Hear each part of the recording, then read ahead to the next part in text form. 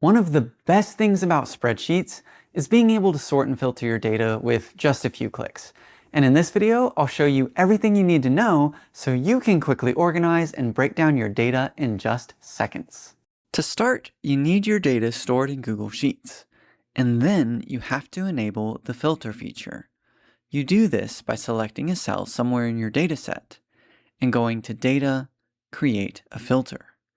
This places a thin green line all around your data so you see exactly what range the filter applies to.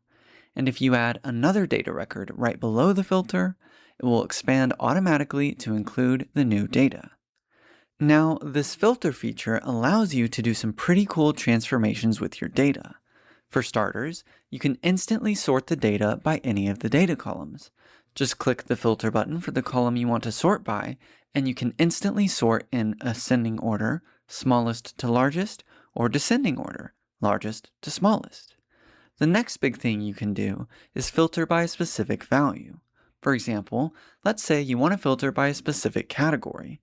Click on the filter button for that column, and you'll see that all of the options are currently checked, meaning that they're all visible. To filter by a specific value, click Clear, then check the category you want to view, and click OK.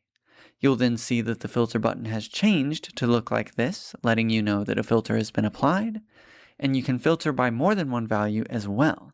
Just go back to Filter, check any category you want to see, and click OK.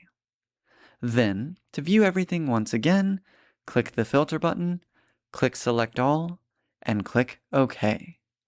Now, you can also create some other really cool filter conditions as well.